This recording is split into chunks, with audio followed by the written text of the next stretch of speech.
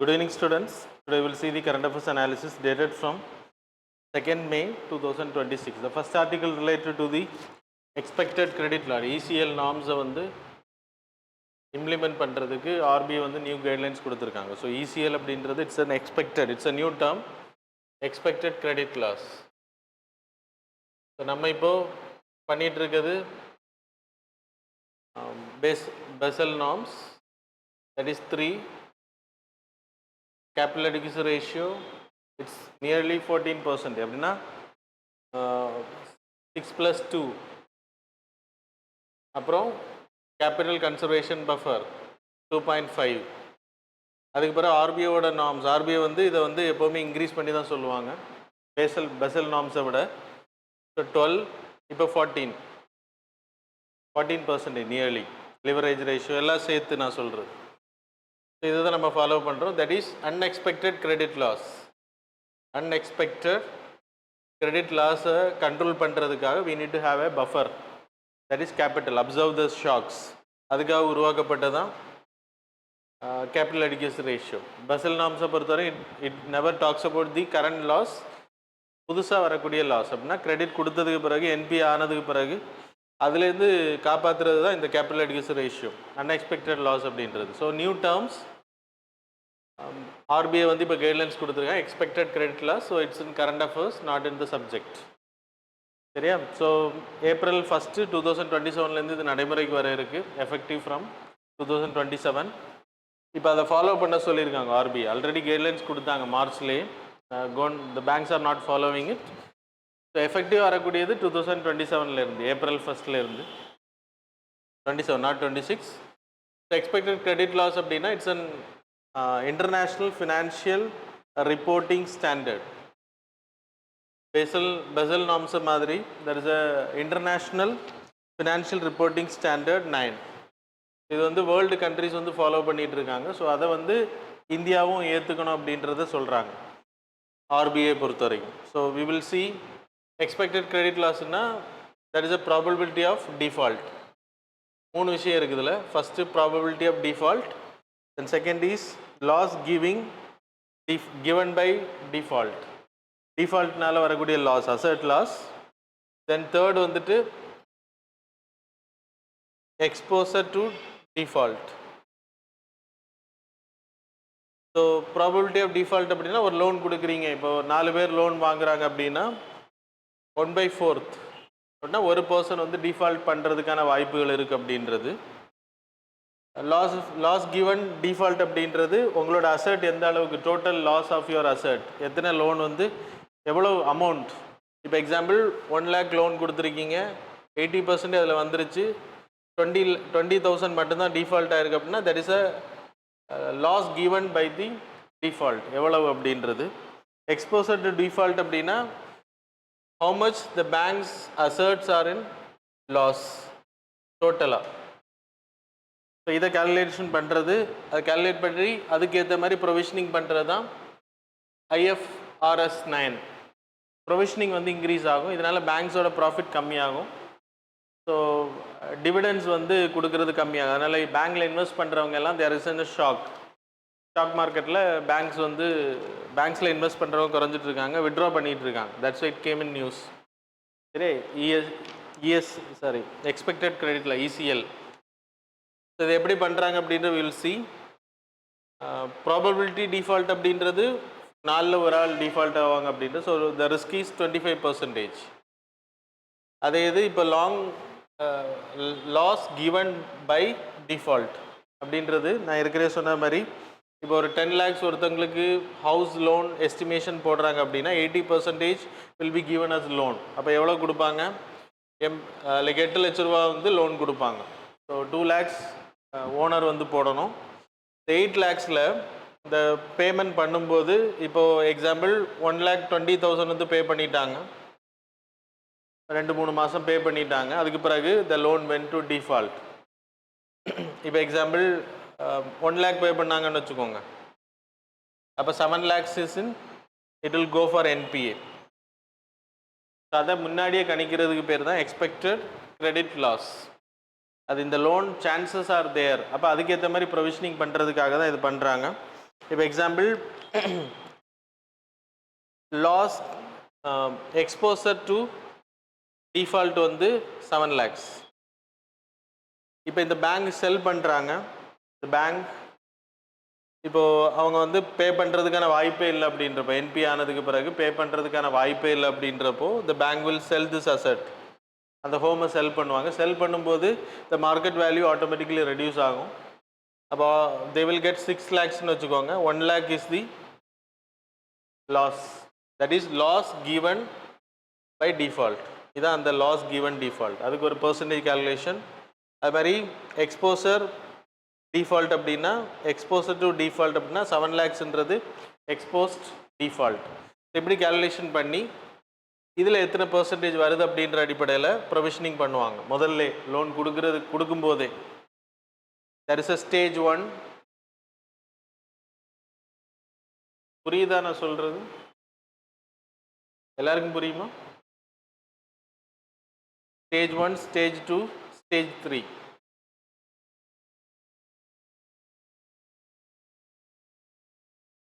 The expected credit loss அப்படின்னு it's a new form.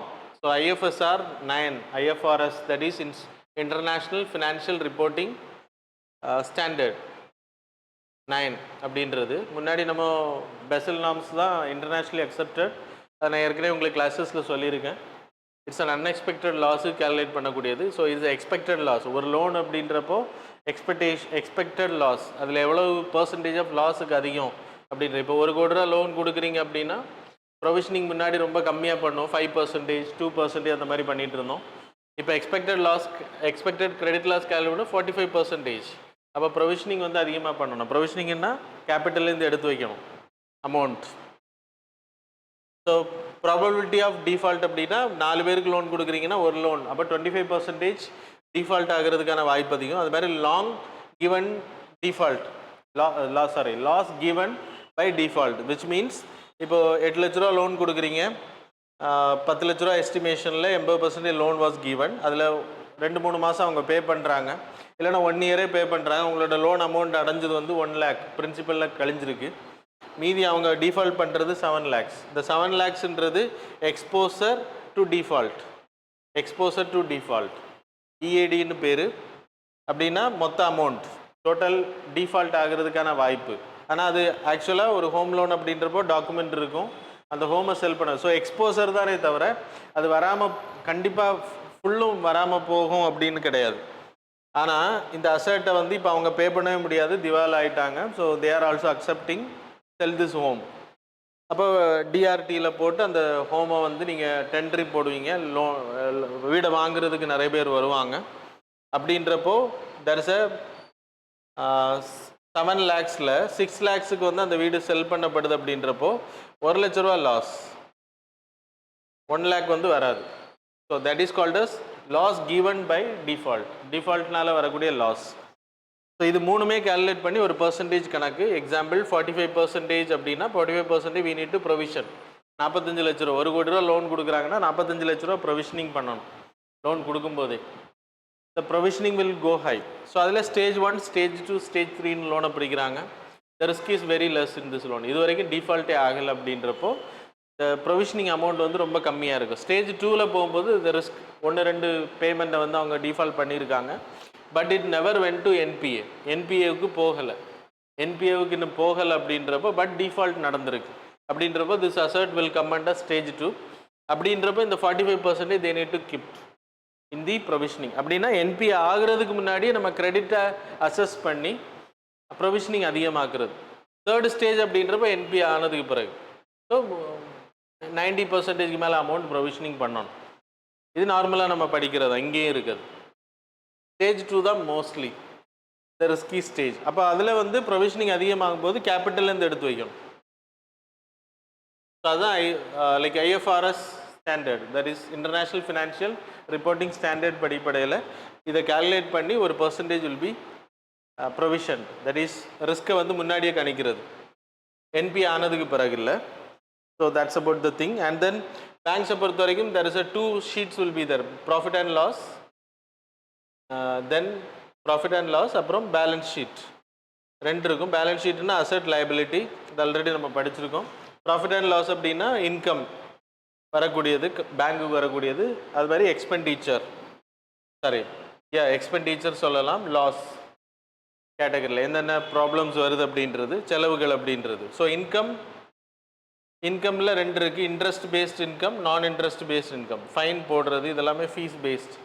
இதில் வந்து ப்ராஃபிட் வந்து மொத்தமாக கால்குலேட் பண்ணி லாஸ் கம்மியாகவும் ப்ராஃபிட் அதிகமாக இருந்துச்சு அப்படின்னா the profit will be shared for lot of purposes. That is dividend கொடுப்பாங்க. அப்புறம் ஏர்னிங்ஸ் அப்படின்னா கம்பெனியோட செலவுகளை பார்த்துக்கிறது, கம்பெனியோட சேலரி, ஃபியூச்சருக்கு சேலரிஸ், இந்த செலவுகள் எல்லாமே இருக்கும். அப்புறம் ப்ராசஸிங், இந்த லோனை ப்ராசஸ் பண்ணுறதுக்கு சிபில் ஸ்கோர், கிரெடிட், கிறிசில், அவங்கள்ட்ட டேட்டா எடுக்கிறதுக்கு banks need to pay charges. So அதுக்கு வந்து செலவு பண்ணுறது, அந்த லோன் ப்ராசஸிங் ஃபீஸ் எக்ஸெட்ரா. பேங்க்ஸோட எக்ஸ்பென்சஸ் இதெல்லாம் வந்து மைனஸ் பண்ணதுக்கு பிறகு the dividend will be profit share. இப்போ நீங்கள் ப்ரொவிஷனிங் இந்த கேபிட்டல்ல இருந்து எடுத்து பண்ணணும். அப்போ கவர்மெண்ட் பேங்க்ஸ் வந்து ப்ரொவிஷனிங் அதிகமாக பண்ணுது அப்படின்றப்போ டிவிடெண்ட் வந்து கம்மியாகும். ஸோ டிவிடெண்ட் கம்மியாகுதுன்னா பேங்க்ஸில் இன்வெஸ்ட் பண்ணுறதுக்கு பீப்புள் விரும்ப மாட்டாங்க. So that's a problem. So இப்போது பேங்க்ஸோட ஷேர்ஸ் எல்லாமே டவுன் ஆகிட்டு இருக்கு. அதுக்கு ரீசன் இதுதான். சரியா? That is about expected credit loss அப்படின்றது படிச்சுக்கோங்க. வெரி இம்பார்ட்டன்ட் ஃபார் கரண்ட் எக்ஸாமுக்கும் சரி. சிக்னிஃபிகன்ஸ் ஆஃப் திஸ் எடுத்துக்கிட்டிங்கன்னா, இப்போ நியூ என்பிஏ நார்ம்ஸ், என்பிஏலேயும் நியூ நார்ம் கொண்டு வந்திருக்காங்க. இப்போ example there is a 3 loan for இந்த expected credit loss அடிப்படையில் புதிய என்பிஏ நார்ம்ஸ் கொண்டு வந்துடும். என்பிஏன்றது 90 டேஸ்க்கு மேலே போனால் it will be called as NPA. அது உங்களுக்கு தெரியும். SMA 0, special mention 0, SMA 1, SMA 2. SMA 2ன்றது 90 டேஸ், 60லேருந்து 90 டேஸ் டிஃபால்ட் ஆகுது. அப்படின்றப்போ இது 30லேருந்து 60, இது 1 to 30, 31லேருந்து 61லேருந்து. சரியா? அப்போது 90க்கு மேலே பே பண்ணலன்னு 90லேருந்து it will be called as NPA, non performing அசட்ஸ்னு பேர். ஸோ நான் பெர்ஃபார்மிங் அசட்ஸ் இப்போ ஒரு 3 லோன் ஒரு பேங்க்கில் ஒரு கஸ்டமர் வச்சுருக்காரு, ஒரு 3 லோன் வச்சுருக்காங்கன்னா ஒரு லோன் என்பிஏ ஆனாலும் all other loans will be treated as non performing assets இனிமேல் இருந்து. ஸோ அது ஏன் அப்படி சொல்கிறாங்க அப்படின்னா, அவங்க தான் லைபிலிட்டிஸை வந்து கிளியர் பண்ணணும். கிளியர் பண்ணால் then they will get credit rating very good. Otherwise 3 லோனுமே என்பிஏ ஆனதாக கணக்கு பண்ணப்படும் அப்படின்றது. இது நியூ நார்ம்ஸ். இந்த நியூ நார்ம்ஸ் வர்றதுனால பெனிஃபிட் என்ன அப்படின்னா, சிக்னிஃபிகன்ஸ். ஆல்ரெடி பேங்க்ஸோட கேபிட்டல் குவாலிட்டி வந்து இம்ப்ரூவ் ஆகும் இந்த நார்ம்ஸை இம்ப்ளிமெண்ட் பண்ணும்போது. ப்ளஸ் இம்பார்ட்டன்ட் என்ன அப்படின்னா, லைக் என்பிஏ வந்து ஆல்ரெடி பேங்க்ஸில் எடுத்துன்னா 1% கீழே தான் இருக்குது. Net NPA less than 1%. Most banks, இப்போ நீங்கள் பப்ளிக் செக்டர் பேங்க்ஸ் எடுத்துக்கிட்டிங்கன்னா முன்னாடியெல்லாம் நிறைய 6% பக்கத்தில் இருந்துச்சு, 6 lakh crore மேலே. Now it is reduce to 3 lakh 2 lakh crore உள்ளாடி வந்திருக்கு. தட் இஸ் ஒரு பேங்க் எடுத்திங்கன்னா 1% கீழே தான் இருக்குது. ஆனால் ப்ராப்ளம் என்னன்னா, capital tier 1 capital, common equity tier 1 capital, common equity tier 2 capital. So tier 1 கேபிட்டலோட அளவு வந்து 170 basis point அப்படின்னா 17%. முன்னாடி 14 இருந்துச்சு, இப்போ 17 ஆக்க போகிறாங்க. So that's why it was in news. So படிச்சுக்கோங்க. The next article related to the history. It was in news because the colonial policy of British. Display the PDF. So it's a story தான். So Komagata Maru incident, பிரிட்டிஷோட immigration, racial immigration பாலிசிஸை வந்து criticise பண்ணுற மாதிரி debate நடந்துச்சு. அதனால தான் it was in news. Komagathamaru incident 1914 it happened. There is a person called as Gurdeep Singh. So எங்கே இருந்து இந்த ஷிப்பை ஹேர் பண்ணான்னா ஹாங்காங்கில் இருந்து. இந்த ஷிப்போட நேம் வந்து Komagata Maru. It was termed as Guru Nanak Jahaz அப்படின்னு பேர். இதோட meaning started by Gurdeep Singh. அவர் வந்து அதை ஹேர் பண்ணுறாரு. அதில் சீக்கியர்கள் மட்டும் இல்லை, மெஜாரிட்டி சீக்கியர், Muslims and Hindus also there. April 1914 இந்த ஷிப் வந்து ஹாங்காங்லேருந்து லெஃப்ட் ஆகிறாங்க, கனடாவுக்கு போகிறாங்க வேலைக்கு. ஸோ மே 1914 வான்கோவரை வந்து ரீச் பண்ணோம். அப்போ அங்கே ரீச் பண்ணது பிறகு நாட் ஆல் பேசஞ்சர்ஸ் வேர், கிட்டத்தட்ட 376 இந்தியன்ஸ் இருந்தாங்க. அதர்ஸ் ஆல்சோ தேர். 376 இந்தியன்ஸ் இருந்தாங்க. அதில் 24 பேரை மட்டும்தான் அங்கே வான்கோவரில் அலோவ் பண்ணாங்க. அது காரணம் என்னென்னா, பிரிட்டிஷ் வந்து இவங்களை உள்ளே விடக்கூடாது, இந்தியாவில் புரட்சி நடந்துட்டு இருக்கிறதுனால ஸோ ஃப்ரீடம் ஃபைட்டிங் மூமெண்ட்ஸ் அங்கேயும் ஸ்ப்ரெட் ஆகும், அதனால் இவங்களை அலோவ் பண்ணக்கூடாது அப்படின்னு சொன்னதுனால தேவர் டினைடு. அண்ட் அவங்க வந்து கிட்டத்தட்ட 2 மாதம் அந்த கப்பலில் இருக்க வேண்டிய கட்டாயம். அதுக்கு பிறகு ரிட்டர்ன் டு பட்ஜ் கொல்கட்டா, அங்கே தான் ஃபோர்ஸ் பண்ணி கொண்டு போகப்பட்டாங்க. அதுக்கு பிறகு அங்கேயும் வந்து அங்கேருந்து பஞ்சாப் போகிறதுக்கு அலோவ் பண்ணலை, தேவர் நாட் அலோட். அண்ட் இந்த டிஸ்பியூட்ஸ்னால என்ன ஆச்சு அப்படின்னா ஃபயரிங் நடந்துச்சு and 20 people were killed in this incident. So it was remembered in the freedom fighting movements-ல நம்ம படிச்சிருக்கோம். So that's about the news. So news article வந்து இதை பற்றி டிஸ்கஸ். இன்றைக்கும் colonial policy, immigration policies, racial immigration policy இந்தியன்ஸ்ன்றனால தான் அங்கே அலோவ் பண்ணலை. That's it came in news. Then OPEC குரூப்பிங்கிலேருந்து அபுதாபி யுஏஇ வந்து வெளியில் வராங்க, அதுவும் இம்பார்ட்டன்ட். கிட்டத்தட்ட 3 நாளைக்கு முன்னாடி அவங்க already they are dissatisfied with this and they want to come out. 3 நாளைக்கு முன்னாடி நோட்டிஃபிகேஷன் கொடுத்து they are coming out now. என்ன இம்பார்ட்டன்ட், ஒபெக் கண்ட்ரிஸ் ஆல்ரெடி நமக்கு தெரியும் 12 கண்ட்ரிஸுக்கான இட்ஸ் அ கார்டல். கார்டல் அப்படின்னா குளோபலில் க்ரூட் ஆயில் ரேட்டை வந்து மேனேஜ் பண்ணுறது. ஓவராக ப்ரொடக்ஷன் பண்ணால் விலை கம்மியாகும், சப்ளை அதிகமாகி டிமாண்ட் கம்மியாகும்போது விலை கம்மியாகும். அதனால் அதை மெயின்டைன் பண்ணுறதுக்காக இந்த cartel group was created and OPEC plus also there. கிட்டத்தட்ட 30-40% வேர்ல்டோட க்ரூட் ஆயில் அவங்க தான் மேனேஜ் பண்ணுறாங்க. ரிசர்வ் எடுத்துக்கிட்டால் 80% க்ரூட் ஆயில் ரிசர்வ் அவங்கள்ட்ட இருக்குது. இதோட ஹெட் குவார்ட்டர்ஸ் வந்து வியன்னா, ஆஸ்திரேலியா. இது ஆஸ்ட்ரியா.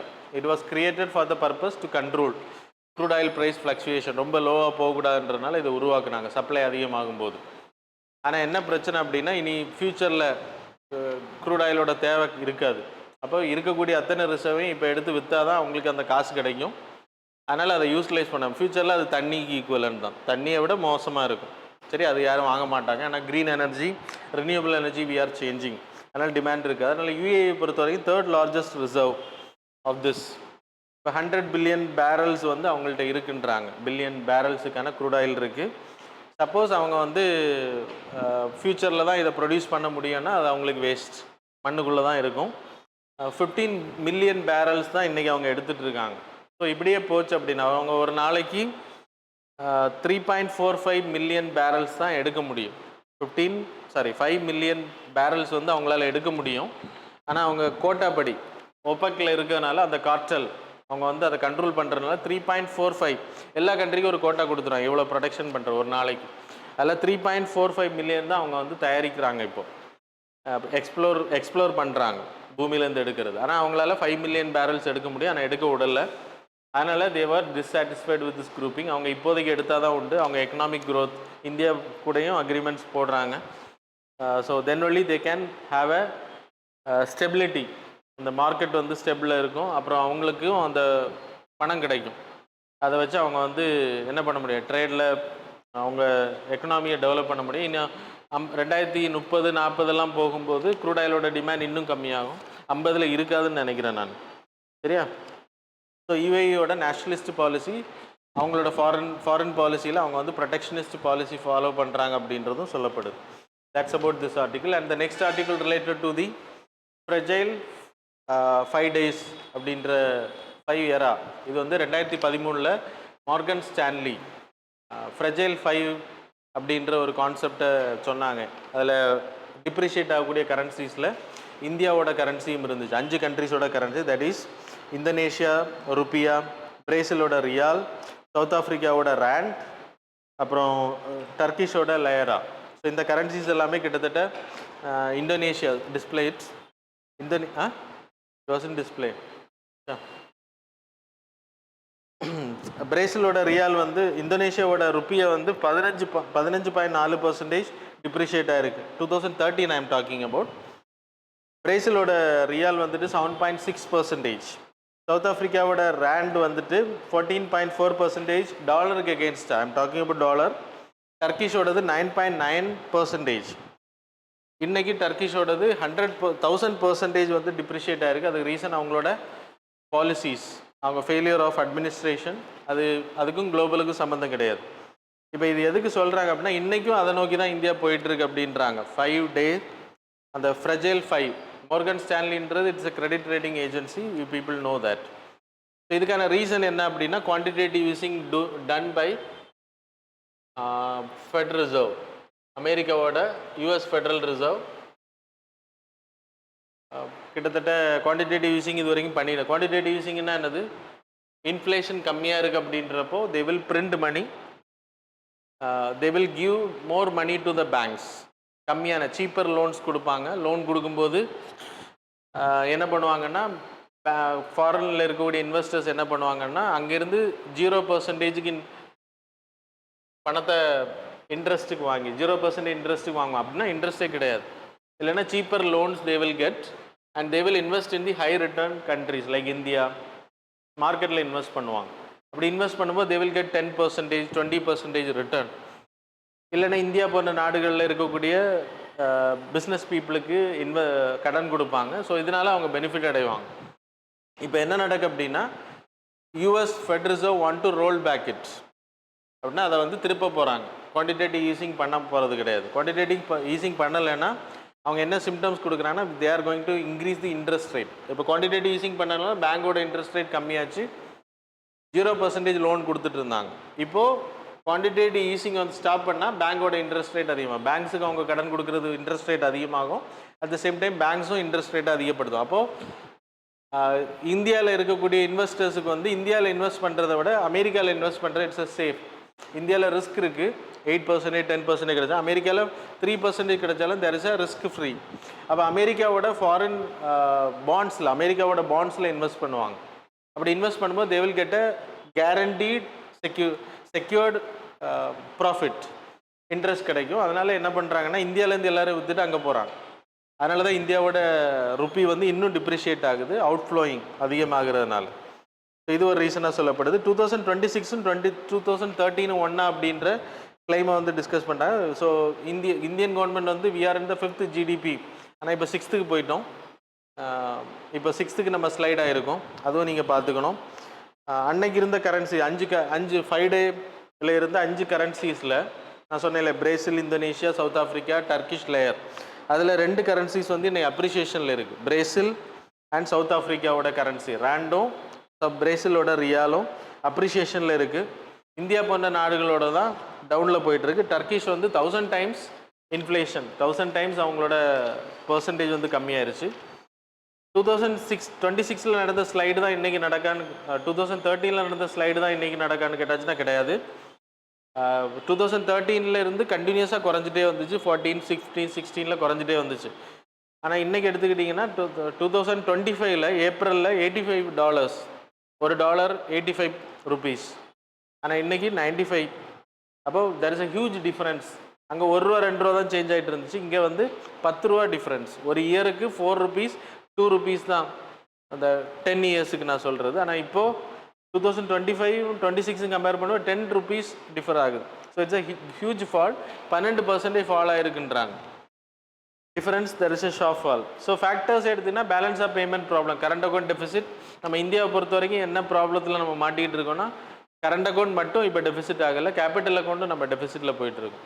ஸோ இதை வச்சு கொஸ்டின்ஸ் வர்றதுக்கான வாய்ப்புகள் அதிகம். அவங்க படிச்சுக்கோங்க கரெக்டாக. Both are in deficit. Oil imports வந்து அதிகமாகிறது, டாலர் அதிகமாக இந்தியாவை விட்டு வெளியில் போகிறது, டாலரில் இன்வெஸ்ட் பண்ணவங்க இந்தியாவை விட்டு வெளியில் போகிறது, அவங்களுக்கு நம்ம டாலர் கொடுத்தாகணும். சரியா? So that's the main thing. The next article relate to the INS Mahendragiri. It's a frigates. Project 17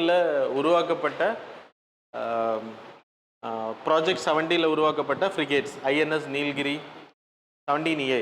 project 17A. It's 7 ஃப்ரிகேட்ஸை உருவாக்குறதுக்கான ப்ராஜெக்ட் தான் ப்ராஜெக்ட் 17ன்றது. INS Mahendragiri it's about Mazagon dock ஷிப்யார்டும் கார்டன்ஸ் ரீச் ஷிப்யார்டும், கொல்கட்டாவோடதும் மும்பையோட, அவங்க 2 பேரும் சேர்ந்து பண்ணுறாங்க.